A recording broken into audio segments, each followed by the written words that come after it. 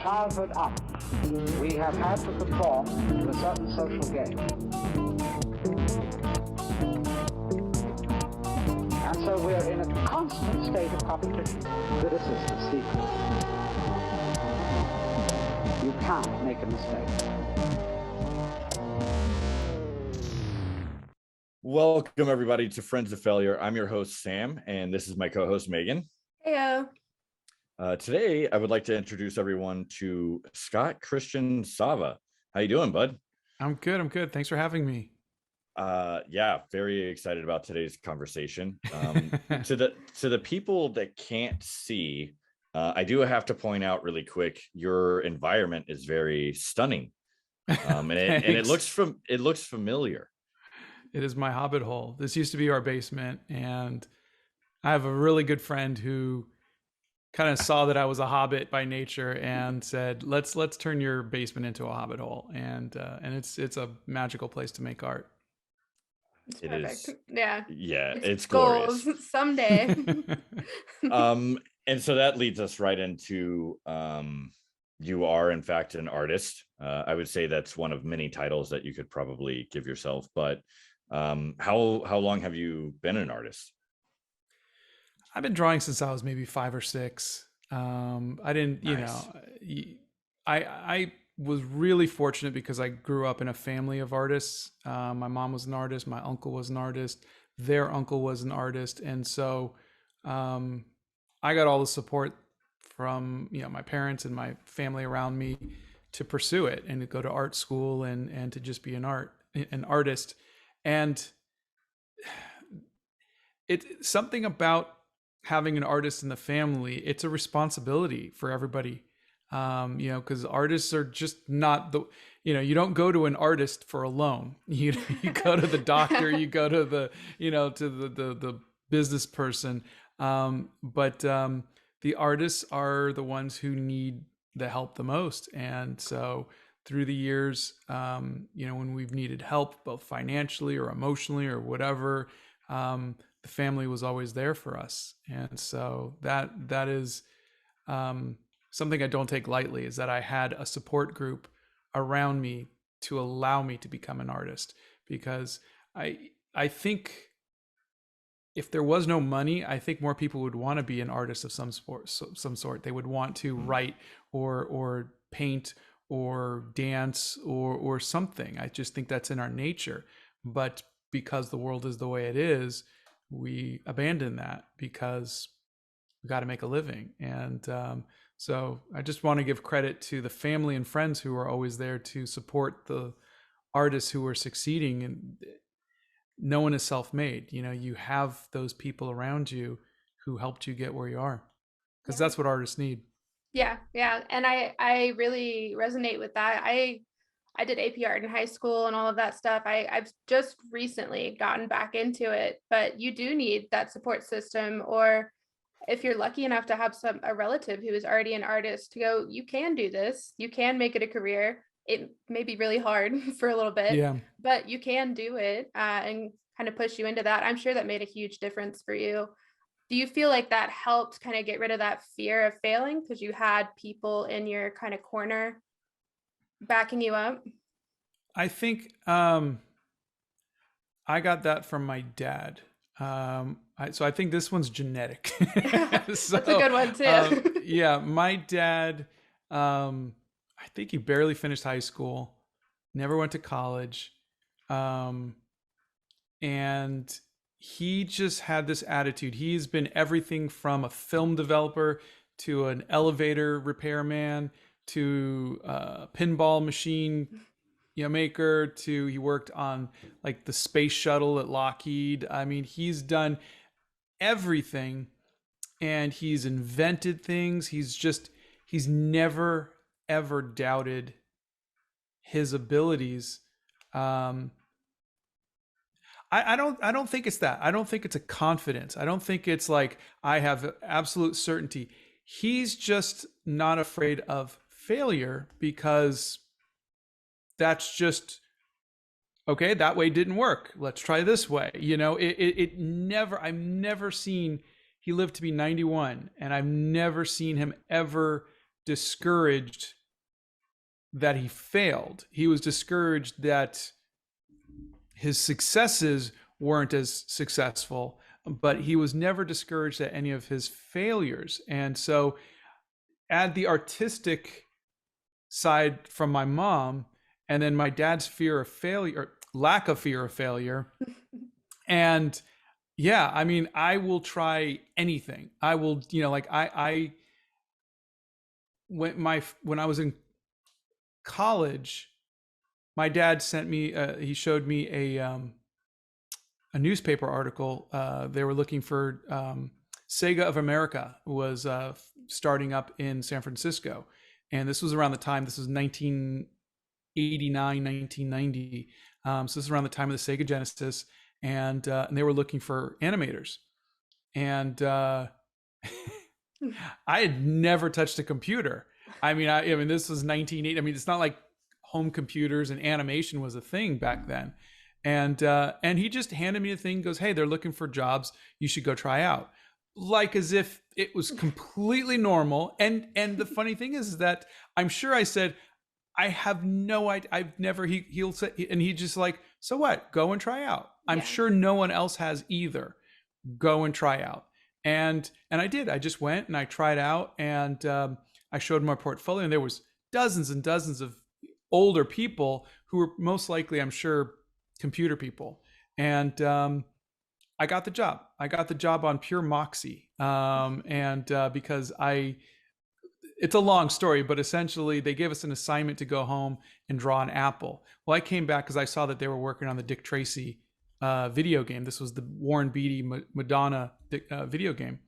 And not only did I come back with an apple, but also an illustration for their cover for the video game. I illustrated everybody, Al Pacino and all of these characters and stuff. I said, "Yeah, here's your apple, and also here's the cover for your thing." And so it was kind of like, "I like your moxie, kid." And I got hired. And from there, I learned how to just be an animator, a 16-bit animator. And then from there, I became a game designer at Atari. And then I did comic book covers for Star Trek. And then I did. I had never worked in animation before in the movies. This was, several years later. We moved to LA, and there was an ad in the papers that a company was looking for animators for the new Casper movie. This was a sequel to the original one, and so I tried out. I didn't know the software. I never did, but I went in, I tried out, and they said, "Okay." They put me next to somebody, and I just asked them a lot of questions. How do you set a keyframe? How do you do this? How do you do that? And I did that all day. By the end of the day, I had a little animation of Casper flying around, and I got the job. Within 2 weeks, I was lead animator on Stretch, the uncle. And it just, that's all from my dad. Just the lack of doubt. It's like, I can figure it out. And that's it. It's not a cockiness. It's not a confidence. It's just once you take fear of failing out of the equation, what's the worst that can happen? And I tell people all the time, they're like, "I'm so afraid to try art." I'm like, it's a piece of paper. I mean, I can understand if you want to try tattooing. Okay. If you mess up, there's something permanent. Okay. But this is just a piece of paper. If you don't like it, you throw it away. And I think people just need to put things in perspective as, okay, if I try out for this job and I don't get it, what's the worst that happened? Okay, I'm out a couple hours of my time, and I think that's it. But anyways, sorry, I'm ranting. No, that was a great rant. And for me, it's funny because the reason we have this interview is because I did that. I just went, "Oh, I really like this guy. I like his content. I'm going to email him.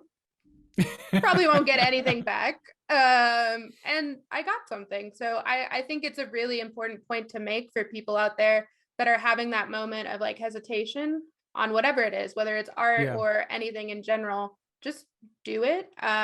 Which Sam knows this. I literally have a tattoo that I got with my best friend that says "do something." It doesn't mean do something right. It doesn't mean do something perfect. It means just start doing it, because if you don't, time is going to pass you by on it. Yeah. And you'll regret it. Oh yeah. I have to say, for me, I wouldn't say I'm an artist. And I guess if we're doing shout outs, I'll shout out to my 8th grade art teacher who, she would walk up and look at it, and then she kind of look at me and be like, I think he's actually trying. And then she'd be like, hey, I appreciate you trying. And I was like, hey, thanks. Because I wasn't inclined, and it wasn't a passion either. But I will tell you, she was sincere, that it was like, hey, you are putting forth the effort. And I was curious enough to see what I would like. And I got to experience a lot of different art processes. Yeah. And then it was kind of one of those things of like, hey, as long as you don't treat this as a goof off class and you apply yourself, like, you'll be fine. Yeah. Which thank God, because if it was based on talent or artistic ability, it would not have been super great. So shout out to her, right? The other thing is, I think it is important how you started to talk about that. There's almost, I think it's a habit for you to not hesitate. Hey, I'm going to just go into it, and then I'm going to adapt as I go. And not having the fear of failure, which is really more of us psyching ourselves out. So at one point in time, I got to a place where I would worry about stuff that wasn't real yet, right? Well, what if I go to this interview and I say something stupid and I don't get the job? Well, you already answered it. You don't get the job. And then you try again, right? You go for another job. And I had to eventually change my mindset completely back to a place of, I can be happy and even excited knowing that whether it's an interview, a job that's coming up, a task that I have maybe not a lot of confidence in, I want to throw myself into it. It's an opportunity where I'm going into something that feels strange and uncomfortable. And if I apply myself in this situation and adapt to it, I am going to grow. Yeah. Right. So even if, I'm going to go back to 8th grade art, I was pretty uncomfortable with that. And I wasn't thinking about failure at the time, but I did throw myself into it in a way that I adapted the best I could with each project that was given to us. And I had a good time. Like that was a good memory. Yeah. And I'm glad that your dad was able to be that kind of example, Yeah. And I didn't realize that until the last few years, you don't realize it until you're raising teenagers. And when I got onto TikTok, I didn't put myself out there I'm not a teacher. And so for me, I would say I'm just learning along with everybody else, but you'd be surprised when you put your artwork out there and you put out a steady amount of work, how many people come to you and say, can you do this? Can you teach me that? Can you show me this? Can you show me that? And then people start saying, what do you think about this? And what do you think about that? And what's your opinion on this? And at first, I don't want to say I was annoyed, but I was like, why are these people asking me these questions? And a lot of time they were really silly questions, like, what do you do with the water after you're done painting? I was like, well, you dump it out. That's that's what you.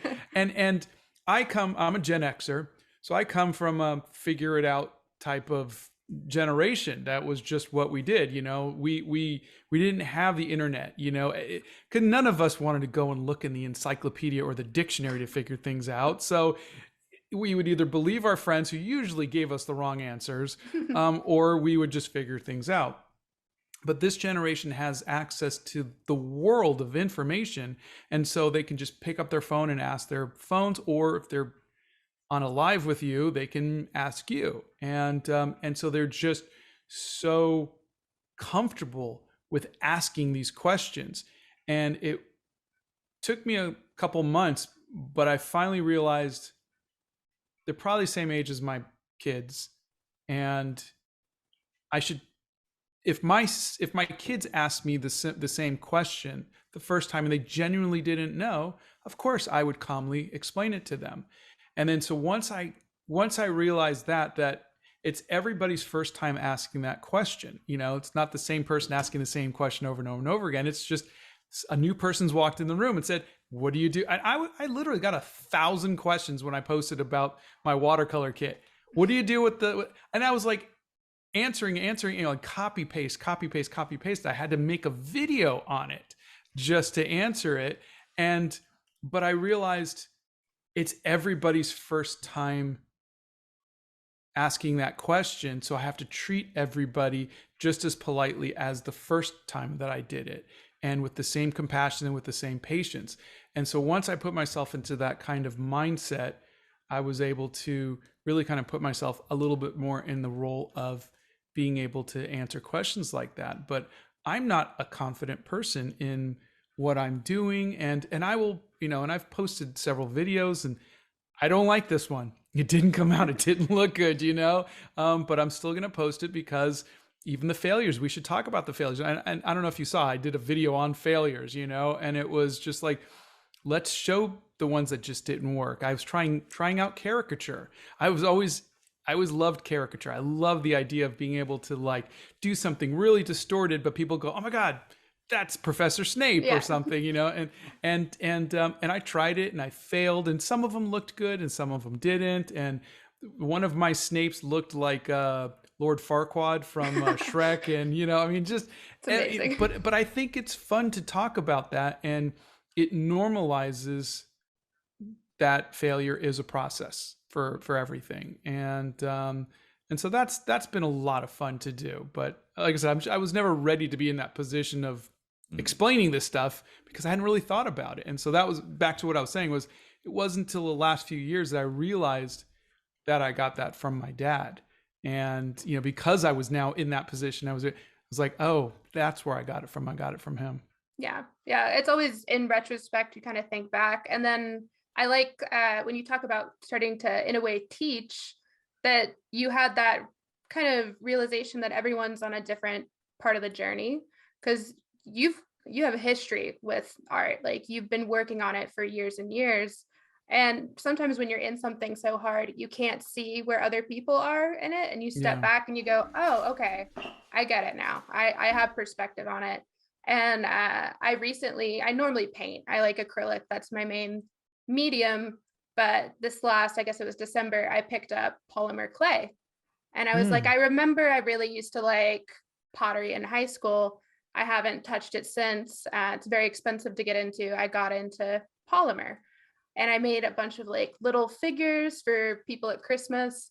But I messed up a ton on many things, like fingernails in the sculpture, like markings, and things breaking in the oven because I didn't know how long to cook it, and so many things. And I kept all of them for the most part. I have them still. There's some like over there that I keep for myself, just as little reminders. Even though if I look at it and I'm critical, I can go, I don't like this, or I didn't like that part, or remember when the ear fell off and I got really mad at it, and then I had to super glue it on and paint over it. But it kind of reminds you, like, you have to figure it out. And sometimes even as a full-on adult, you start from step one. And you can't beat yourself up because you're like, oh, I'm past that, I shouldn't be dealing with that. It's okay to, you know, give yourself credit for the tiny little steps that you make along the way. I think I find it awesome that people, the first time I really acknowledged it was I had came across a video, I think it was of Logic, and he was practicing a rap, and he just kept messing it up because he was speed rapping, and he kept trying, and so he would just have to keep resetting. And you could tell he was at the point he was frustrated and, you know, screaming the F word and then back into it. And I found it impressive just because he was willing to go, hey, I'm going to record myself trying to achieve this. And then however it ended up out, I like to think that maybe he was like, hey, look, like, I'm a human being too. It kind of inspired me of thinking about, for me, I work out a lot and I'm always trying new things, but I'm never recording myself so I can be like, hey guys, look at this one time I tried to do a box jump and I ended up doing a backflip instead, right? And so for people, you know, whatever their medium is or their talent, being able to record the process happening in real time and then being able to share it does give people that kind of connection of, hey, we're all human. Because I mean, okay, so I would love to bring up your movie, right? Animal Crackers. Did I say that right? Yeah. So so that was probably a pretty big project, right? I'm sure you've got to be a little proud of that, Just right? a little bit of a Mitch? big project. Which congratulations, it is now on Thank you. Netflix. You know, it's one of those things. There's a lot of talent involved in that, and I mean, walk us through that if you don't mind, right? I'm sure there were failures in there. Yeah, Oh, I mean, the first question is how long was that a project for you? I mean, years, year? Yeah. I came up with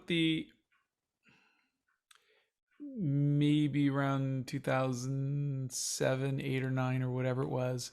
I was in the backyard with the boys. They must have been around 6, so we'll say that was 2009. And we were eating animal crackers, those Barnum animal crackers. Yeah. And I just had the idea. I was like, hey, what if when you eat the lion cookie, poof, you become a lion? And when you eat a giraffe cookie, poof, you become a giraffe. And they loved it. So we ran around playing and eating animal crackers and pretending we were different animals. And so, afterwards I came into my office and I wrote it down and said, I'll turn that into a comic book one day. And because I had written several comic books by the time. And so I added it to my list of books, and I wrote the book, we illustrated it, and it was slated to come out. And then I had a dispute with the publishing company and it never came out. So like the finished book, it was solicited and everything didn't come out. Meanwhile, I had optioned several of my books. Pet Robots went to Disney. The Luckiest Boy went to Fox. A bunch of them, and none of them ever got made into movies.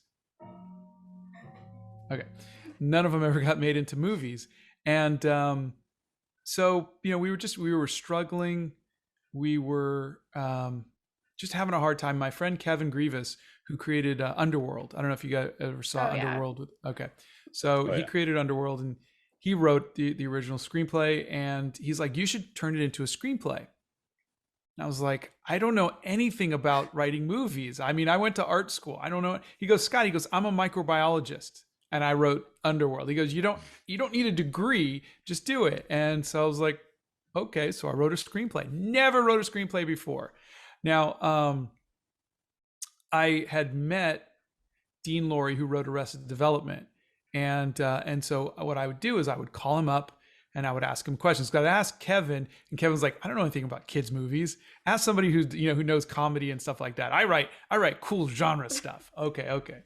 So I'd call Dean, and Dean, on his way to work every day, like he's going to go write Arrested Development, would, answer questions. He would read like the latest pages, and he would tell me, what his thoughts are. So he would just really kind of just walk me through any, like, am I in the right direction? Am I doing this right? So long story short, I got a screenplay finished, showed it to Harvey Weinstein. This was a long time ago. So I showed it to Harvey Weinstein, and this was maybe 2010, 2011. And he loved it. He loved the script. Like, it was really cool, but he wanted to keep it and give me nothing. And so, what do you think? Take the deal, And I was like, no. And so now we're at this point where we haven't had any money in a while. The other movies didn't go. We never got paid from the publisher. We're on food stamps. Our house is in foreclosure. Everything is just going horribly. And I've got this screenplay, and everybody's telling me that's really good, and this should be a movie. I don't know what to do. And I was at this point where all of my family, who had been supporting us, I mean, they were sending us money and everything else, which is embarrassing when you're in your 40s, and you got kids, and they started to saying stuff like, maybe it's time to go get a real job, go work for FedEx or do something else. I'm like, I've literally been nothing but an artist my entire life. I don't know how to I applied for jobs. No one would want me because my resume was like game designer, or illustrator or whatever. So my wife, Donna, she said, you know what? She goes, I think this is what we're going to do. She goes, let me go get a job. And so she went, she was a stay-at-home mom for the last 6-7 years. So she went and she took a job at Target, unloading the docks at 5 a.m. And she did that for months until she got a temp job as a receptionist and then like a full-time job. And she did that for 3 years while I, took care of the kids and tried to get the movie going. So from, we'll say 2011 to 2014, it was failure after failure after failure after failure of, I love this, but I'm not going to give you money to make this movie. And it was my friend Harry Mock, who I had met him back in 1992. He was Sylvester Stallone's stunt double in Rambo, and Nice. he was the one who got me the gig working on Master P's commercial. He introduced me to Shaquille O'Neal, did some work for him, and he was just the coolest guy. He was a hustler. He was just he just, from the day that I said, I want to make this movie just myself, he spent those 3 years talking to everybody. He went to every show. He's like, I'm going to find this money. And one day he found that first $1 million. And then from there it was, we got the other 10 million from China, and we were making a movie. I told my wife, I said, time to quit the job. And so she quit her job, and she was the one who supported us for those 3 years. Harry was the one who went out and found that money. And, but they believed in me.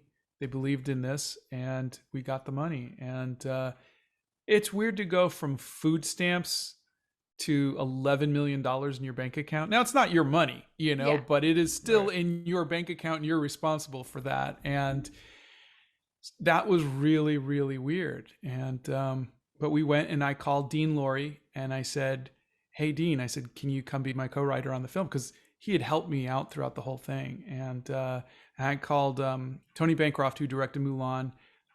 He was a friend of mine. I was like, can you co-direct with me? He's like, sure. And so all the people who supported me, all the people who helped me, I wrote a part for Kevin, so everybody was in the movie, all my cousins and everything, everybody got a role in the movie, and shout outs and whatnot.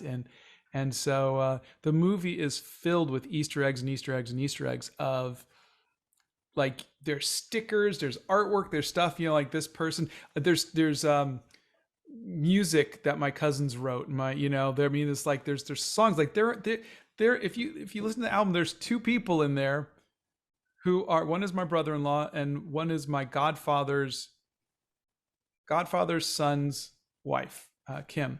And they helped us out, through times and whatever. So you got these two people who have a song on an album with Queen, Michael Bublé, Huey Lewis and the News, Toad the Wet Sprocket. It's like, it's so cool. And that's what we did.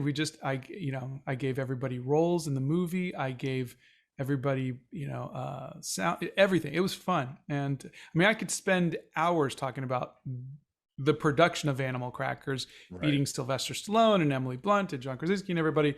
But that was that. And then the production of the movie was great. From 2014 to the end of 2016 was fantastic. And there was ups and downs, of course, but it went fairly smoothly. It was then that we finished the film at the end of 2016. We signed an agreement with a guy named Ryan Kavanaugh from Relativity. And he made us an offer. He was going to buy it for this much money, blah, blah, blah. And then didn't do anything he said he was going to do. The company was going to go bankrupt. We had to pay an extortion fee to get the film back from him. And so we lost hundreds of thousands of dollars just buying the film back from him. Took it to another company. Within 6 months, they were bankrupt. Ugh. Took it to a third company, a guy named Byron Allen, and he just sat on it. Didn't do anything for 18 months. A year and a half, he just sat on it. And so you can imagine, we had gone through all of that. And from 2017 to 2020, when the film finally came out, it's 3 years that the film just sat. And everybody said, what's going on with your film? What's going on with your film? And it became this story, and there's rumors in Hollywood, and I couldn't get anything else going. And because they're like, oh, this is the guy who can't sell his film, and there must be something wrong with him. It's kind of like, if you're selling a house And if the buyer can't afford it, and then the next buyer can't afford it, and then the next buyer can't afford it, all the realtors see is 3 people tried to buy it and 3 people backed out. So there must be something wrong with the house. And then it becomes like a rumor mill where it's like, don't try to sell that house. It was the same thing with our film. Netflix believed in it. And so they came in and they bought it. And then it became the #1 animated film of the summer, which is amazing. But I've come to realize that there's things you can control and there's things you can't. And Michael Bublé and Huey Lewis both said like identically the same thing. They said this industry, it's 50% talent and hard work and 50% luck. You can't, like they said, it could have got, their lives could have gone either way. It could have gone either way. It doesn't matter how hard you, and that's something that we're always told is if you work hard, good things are going to happen. Yeah. No, if you work hard and you're talented and you're prepared for when good things happen and you can take advantage of those opportunities, but you need something lucky. You need to have to, there needs to be a job opening for that position, and you need to be, you need to meet the right person at the right time, or you need to get the right investor, or you need to be. But how many stories are there of people who could have been amazing at what they did? They could have revolutionized music or engineering or whatever it is, had they been given that chance, but couldn't. And that was the story of my dad. There's my mom. That's the story of my dad. He had so many wonderful ideas. He invented like the first VCR. He invented the first online gaming, and he was years ahead of this stuff going on, and he couldn't get anybody to listen to him. I remember the prototypes. I remember him hooking up the system to the phone lines and saying, yeah, you can download the games onto your computer, onto this console, and blah, blah. And Sony and Atari and everybody else was like, this was maybe 1991, 92. Like online gaming, no, people love cartridges, and it was just one of those things where then he had to sit and watch the VCR. He had to watch, the online gaming, and then become this thing and go, that was me. I was in the wrong place. I was in the right place at the wrong time, or whatever it is. And so that happens a lot to people. It happens so much. And I now look at my life and I go, I'm not owed anything. If I never make another movie again, there's nothing I could do about it. I've done all the work. I've written several screenplays. I've invested all of my time and my money and everything else. I'm prepared if that opportunity shows up again. And it was actually the summer last year. I was feeling really down. I mean, it had been a year of COVID, and my dad just died. The boys were getting ready to go away to college. We were going to become empty nesters. I mean, just everything was just kind of hitting. And I was going, why can't I get another movie going? We had the #1 animated movie, and everybody was using COVID as an excuse to not invest and this and that or whatever. And I finally said, I can't control that. What can I control? Well, I can control how much art I make, and I can control how much kindness I put out there. So let me just do those two things. I could just make art, and I could be kind.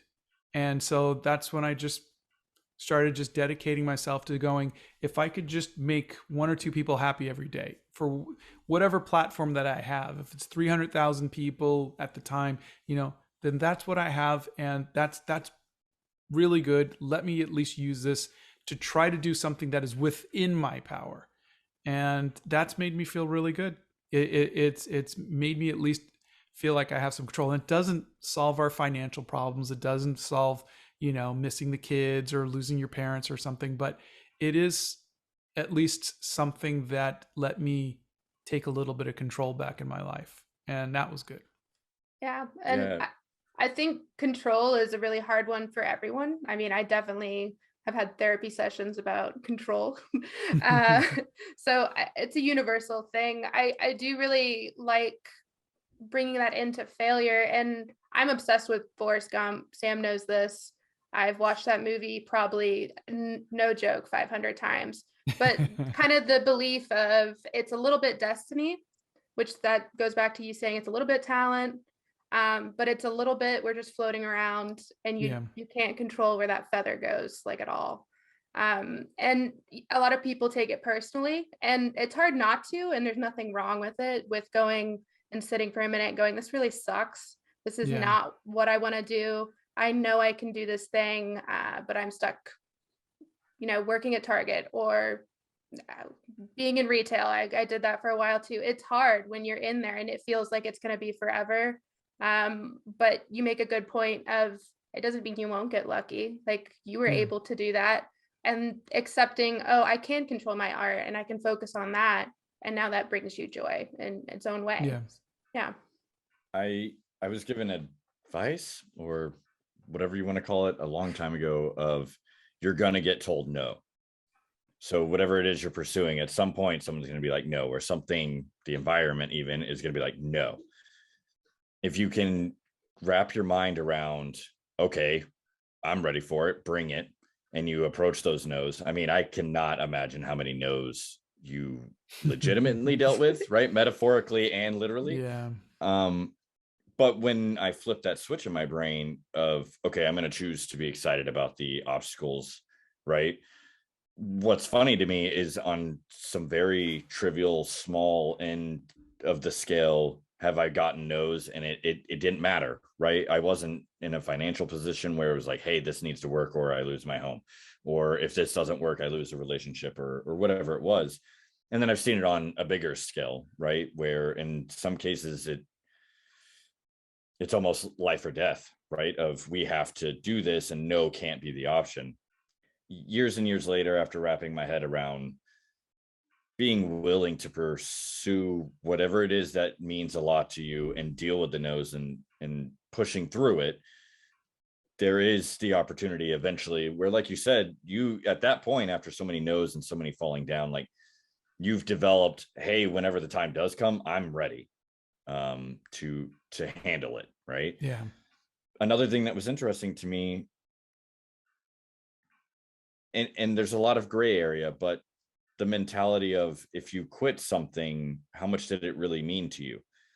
And in a small space, right, of, hey, my New Year's resolution is I want to run 5 miles every day, and after a month I quit because I'm like, hey, I'm done running 5 miles every day. How big of a deal was it to me to do that? But there are people who pursue something for 7 years, 15 years, 20 years, and I think they stop. I mean, there are people that maybe could have been in the same situation as you. People start saying, hey, man, maybe it's time to just go find something to pay the bills or whatever. And, I have to say, I can commend people for, no, like, what are our other options, right? Yeah. Because I guess it meant something to you. But, imagine the person that went 20 years trying to pursue whatever that dream was, whatever the obstacles were, and then they stopped and they were literally 3 months away, right, before striking gold. And so, I'm sure at this point you can look back and go, hey, there were probably times that maybe the thought entered your brain of, what if I do quit? What happens if I quit? I tried to imagine that. The thing is see, I look at it from different angles. What about the people who lived a long life of disappointment trying to, fulfill their dream, and it never happened, and then they died? Mm-hmm. And they were never satisfied. They were never happy at anything. That happens a lot more than we care to talk about. There are no guarantees. So that's why and I don't want to sound like I'm name dropping. It was just, these are things that come to mind. But Sylvester Stallone sat and he told me about how broke he was and how poor he was. And the studio loved his script for Rocky, but they wanted De Niro or Robert Redford or James Caan or somebody else to star. And he was like, no, it's got to be me. And they're like, well, take it or leave it. And he's like, okay, I'm going to leave it. And he goes, I was living in my car. He goes, the few $100,000 that they would have given me would have set me up for a decade. But he says, I knew that if I just took the money, I might never get another writing gig. No one would ever know who I am, and that would be it. He's like, I knew I needed to star in the movie. And that's great to come from Sylvester Stallone. But I bet for every one of those Sylvester Stallone stories, there's 1,000 of people who said no. And the studio went, okay. And they went on. And those people never made a movie. Yeah. You know what I'm saying? And that's the thing that scared me, is you just don't know. You have no control over it. It's like, you know, it'd be like someone saying, look, I put a quarter in, I pulled the thing, I won $1 million. You can too. There's no guarantee. And chances are this person just was that 1 out of a million people who got their dream.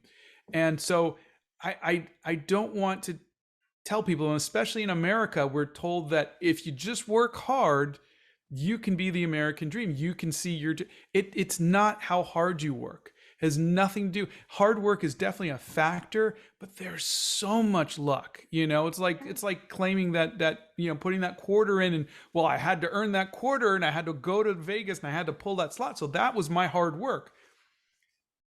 There's so many people who work so much harder and never got that $1 million. And so that's why there's two parts of this. There's the part of you have to feed your family. And when I was going through that, I was saying, I have to do the right thing. I have a family to provide for. I've got young kids.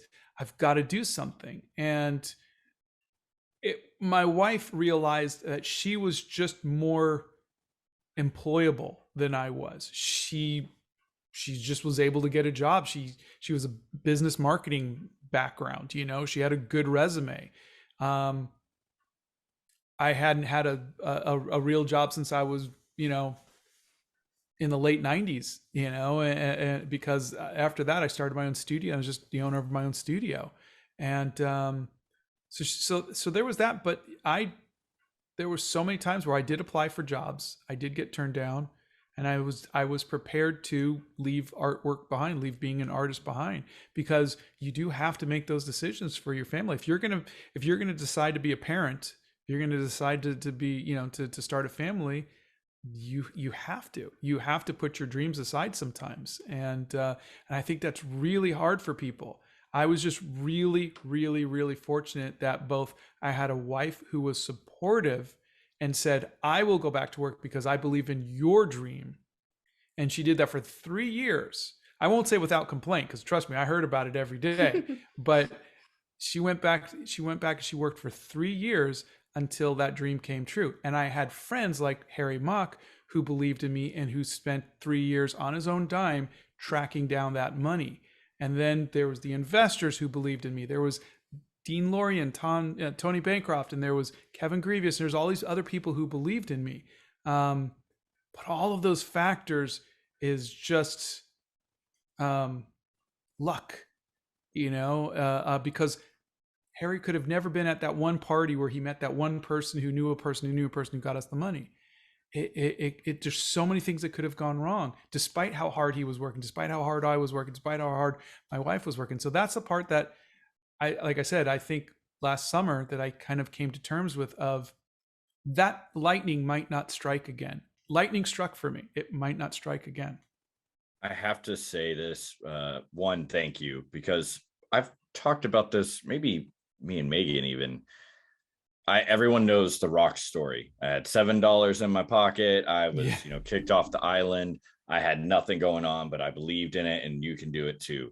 Yeah. You know, I've heard that story about Rocky and Sylvester Stallone. He literally at one point had to sell his dog, and then, you know, however it played out with the Rocky situation, he went back and was like, hey, can I get my dog back? And the guy was like, no. He was like, hey, like this is my dog, like I'll give you this money. And the guy was like, no.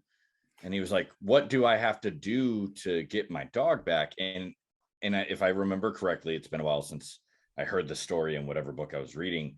Essentially, that guy ended up being in the Rocky movie for a tiny little role. He like walks by or something like that. That was the deal. That was the deal. He was like, you want your dog back, put me in your movie.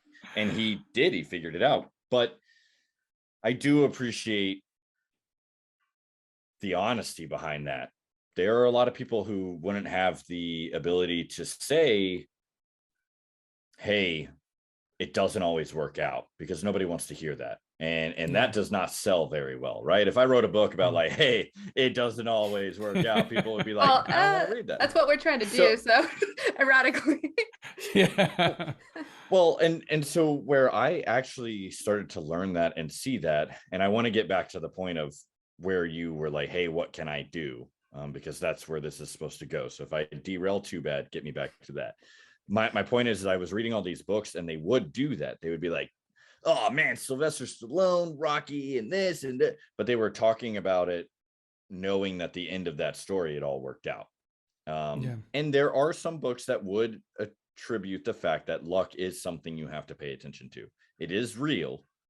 But how are you supposed to measure it? How are you supposed to know how much luck you have, or where do you get it, right? How is luck obtainable? And eventually it took me down the path of, I started reading books that did talk about, I bring this book up all the time because it literally changed my life. You probably already know what it is. Yeah. The Power of Now. Yeah. And anybody that's ever gone and started that book goes, man, that's really boring. And they don't finish it. And then I seem like a boring, this is my book, right? But that was their whole point too, is what can you really control? What is really real? And being able to go, hey, I can create art and I can help people with whatever platform it is. That's what I'm going to do. And that doesn't mean you're ignoring the pursuit of trying to do another movie, right? Which, I mean, at some point in time, it's going to happen. I just have a feeling, right? Or maybe it already is and you just can't talk about it. I don't know, but I can always talk about it. No, I'm working on it, but there's working on a film and there's the film is in production. Yeah. That means that there's money in the bank. And so that's the difference. But yes, yeah, I'm always working on it. Always, right? And so that changed a lot of things for me as well, because the mindset shifted completely of where I used to be that person who I'll be happy when, right? When I make this amount of money, when I move into this type of house, when I'm doing this type of career, and shifted it to, these are the things that I genuinely desire and want to obtain. But if I don't have it right now, what can I do now that helps lead to that, right? And slowly but surely, I am on a path, I think, where being satisfied in the now is an okay feeling. I somewhere along the way, I was convinced, and I think a lot of us are, of gotta grind, I gotta hustle. It's all about that. And then I'll be happy at a certain point. Or if The Rock can do it, I can do it. I am not gonna be 6'5", you know, in every movie that comes out, have a role. It's not gonna happen. Yeah. I'm not going to the moon. I'm not ever gonna work for NASA. I've acknowledged that. But you don't want to. You don't want to go to the moon. Yeah, that's fair. That's fair. But I'm just saying, like, the main thing is kind of, you kind of touched on it earlier, the American dream, kind of that, what the idea of success is right now. It's all monetary. It's all, I'm going to make this much money. I'm going to drive this kind of car. I'm going to have a Gucci bag, all of that. And it's kind of poisons things if you let it sink in too deep. And I'm not saying you don't need to have a roof over your head, safety for your family, food on your table. That is an unavoidable thing we need money for. But kind of like Sam was saying too, adjusting your definition of success, and also having a realistic timeline. Like, I'm sure at some point, Scott, you had to go, I'm not going to make this movie within 6 months and instantly like have it out, or I'm not going to have investors in the next year. It may take 5 years. You had to readjust it and move it out. And then eventually it did work like that. You had a realistic goal and it kind of started to work itself out. And then you go on to the next roadblock and you have to readjust and go, well, now I got to figure out how to get this movie out.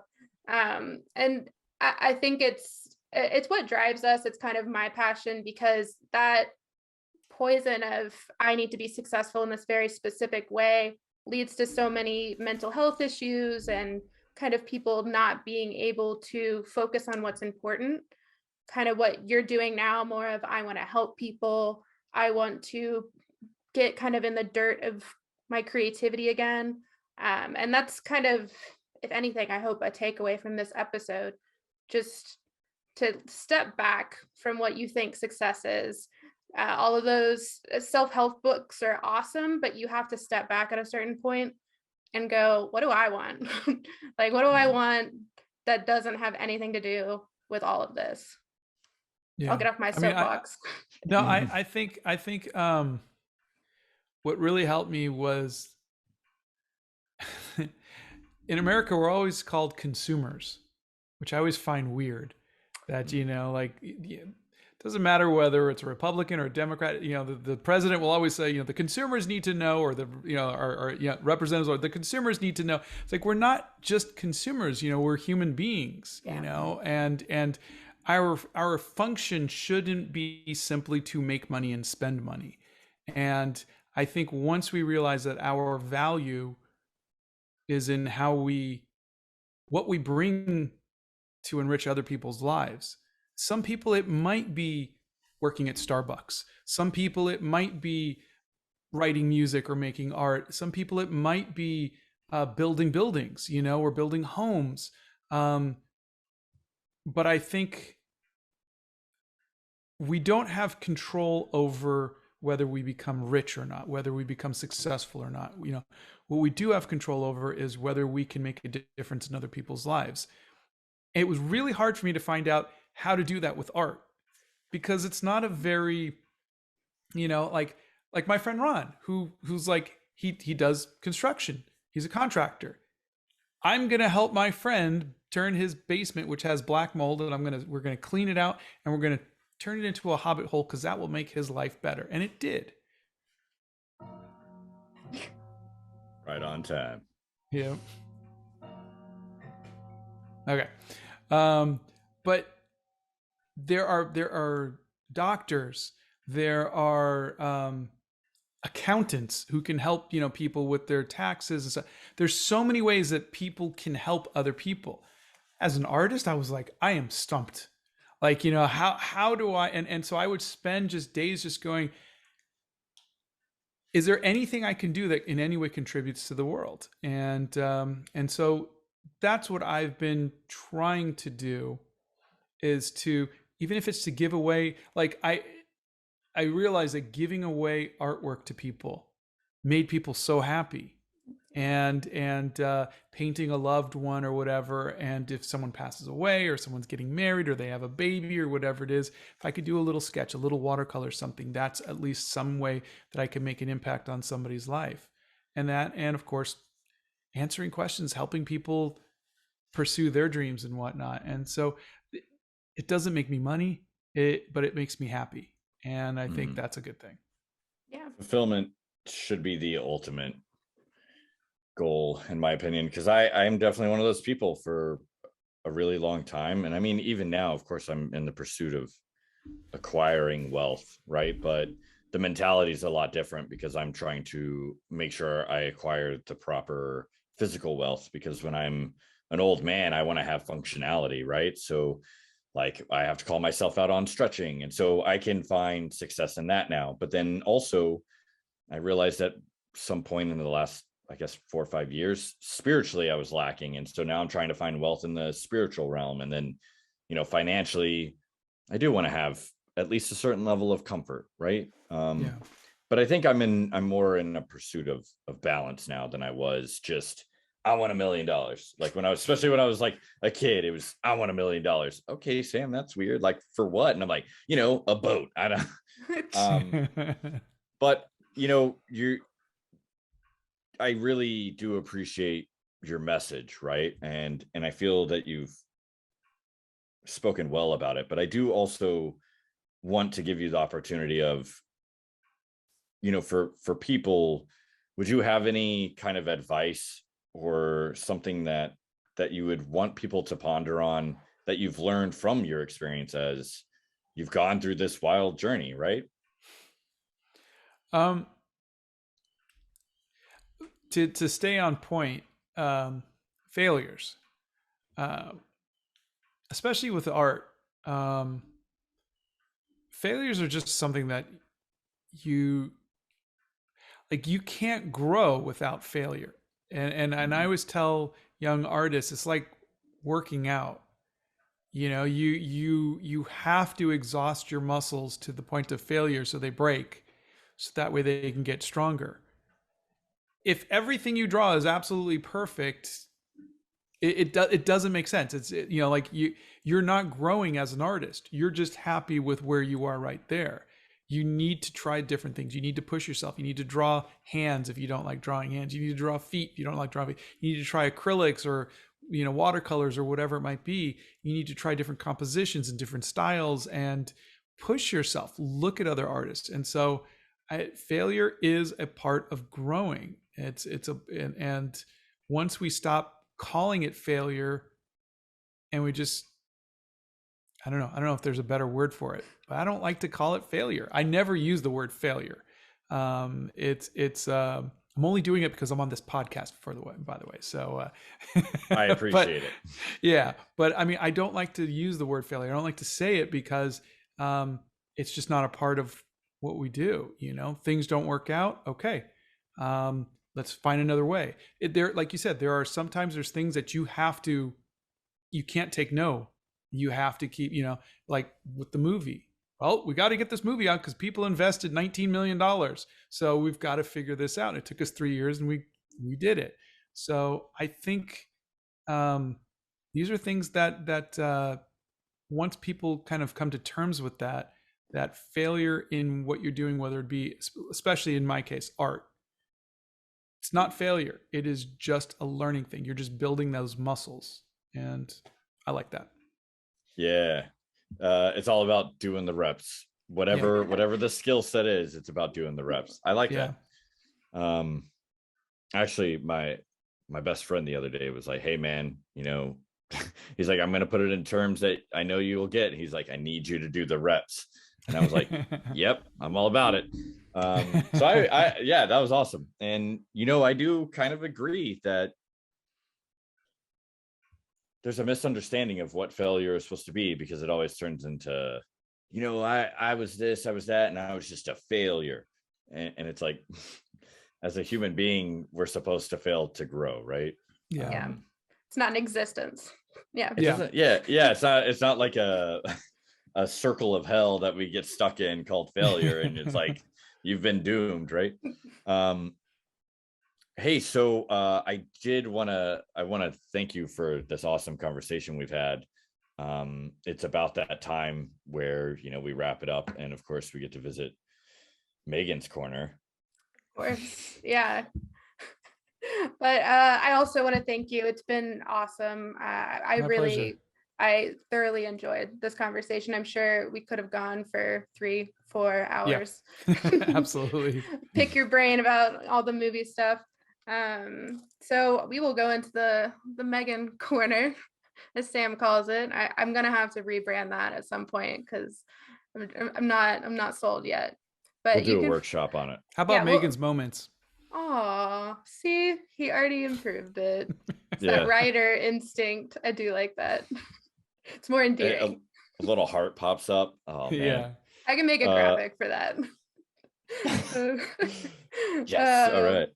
But as you guys know, you can find us on pretty much any piece of social media at Friends of Failure. We will make sure Scott is in the link to whatever you are listening or watching on right now. So make sure to go check out his stuff. Animal Crackers is on Netflix. I highly recommend. It is a fun watch for an adult, for a child, for in between. Sam and I both thoroughly enjoyed it. And then I am gonna, we talked about not asking for this. I'm still gonna ask for failure emails because I like to. Eventually we'll start rolling enough in to have a listener episode. But the reason we do that is we want to normalize it, have people talk about their own failures and share it with the world. And it can be anonymous. You can put your name and social to it, whatever degree you are comfortable with. Oh man, they just put information and it's like, oh man, I did not want to know that. When I was born, I was, so You're right. The ability for us to share, even if it's, anonymous, like strangers' emails about their failures, just normalizes it more, right? Or gives people the ability to talk about it maybe in a different light. Think about it. There's a lot of people who are like, I'm not going to talk about where I messed up in life. But it feels good. Vent it out. Yeah. It's a little uncomfortable, but if you start talking about, man, I really messed that up, and then you're also able to talk about what you learned and how it improved your life, I don't know, you might help someone. It's a win-win. Scott, thanks again. This was a very fun experience. I genuinely have enjoyed, and I know I started the podcast with this, and I'm going to end it with this too, I love the environment that they created in your basement. I'm going to go get a basement. Yeah, I'm going to go start my pursuit of getting a basement. And maybe it won't be like we don't really have basements in Texas, so good luck with that. Oh. You know what? I'll change the city regulations and this, that, and the other, and I'll just have one custom built. It'll be great. There you go. No dream too big, right?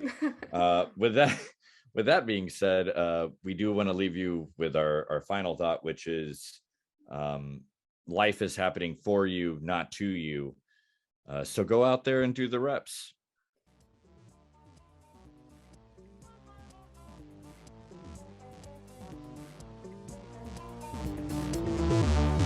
If it's not I'm stronger than you, it's I'm wiser than you, I'm more loving than you, I'm more tolerant than you, I'm more sophisticated than you. It doesn't matter what it is, but this constant competition is going on. This is the secret.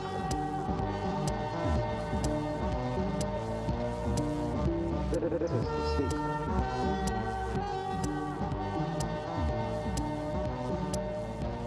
You can't make a mistake.